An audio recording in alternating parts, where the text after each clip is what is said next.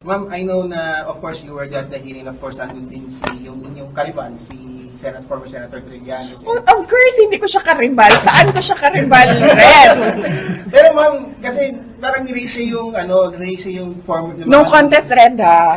Nirehash na mga, yung mga bank accounts po ni former President Duterte, ni Mang Adilet, saka sa inyo daw, na joint account daw. And sabi po ni PRRD na he's willing to quote him, mag-big deal daw po in public, and he will also push you and your brothers, Kong Kulong and Mayor Baste, to resign daw, pag totoo daw po yung bank accounts. Your reaction po, ma'am? Oo.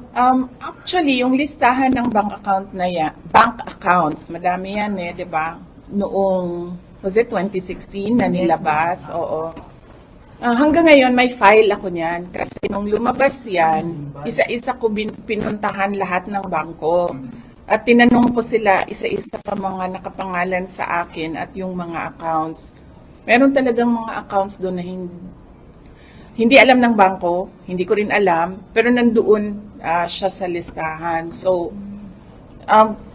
tinatanong ko yung bangko, bakit may ganito? Sabi nila, baka non-existent talaga yan na mga accounts. So, meron akong accounting even nung mga sinasabi nilang transactions, tinanong ko din yan sa bank.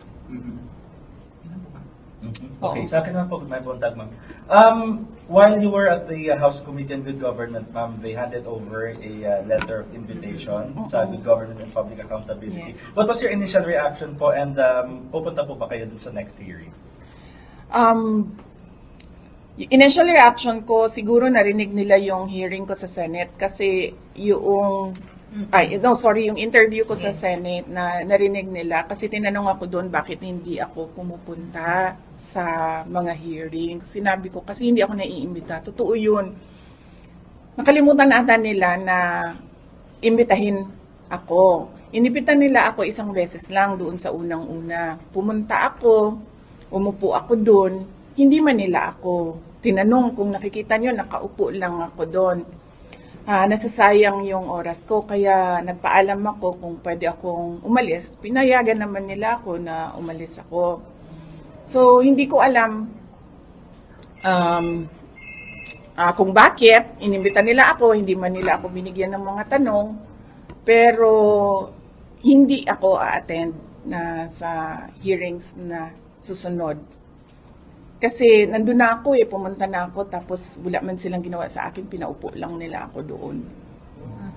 Pero we plan to send a letter, we plan to say why, and then I plan as well to submit an affidavit about the confidential funds. Under oath din naman yung affidavit na yan. And for all the others, we plan to tell them kung ano yung pwede nilang gawin sa akin. Opo. Ma'am, additional sa binanggit ni Red, though this is not new anymore, binanggit ulit ni Trillanes yung sinasabing yung kapatid niyo daw po is the drugs dealer, even implicated your husband po na si Attorney Escalpin. What's your take on this one? Siguro mas maayo kung sila na lang ang ato ang patubagon ni Ana. No? Sila na lang ang pasagutin natin, si Congressman Pulong Duterte and si Attorney Manasseh Carpio. I'm sorry, I have to ask this. Yes. Sinabi ni Presidente sa hearing na, sige, bukas na mag-imbestiga ng ICC. Are you worried about this statement? Kasi parang palabas na rin ang Malacanang saying na if the President will surrender himself, parang wala na rin silang magagawa. It's best to be answered by the lawyers. Meron din akong lawyer sa ICC, but hindi kami nagkausap kasi after nung hearing, so hindi ko alam kung anong way forward nitong ICC. Opo. Pero you think, ma'am, the family has to prepare doon sa naging statement ni Presidente? I mean, the PRRD po. Siya siguro ang dapat maghanda kasi siya yung mauunang dalhin doon Pero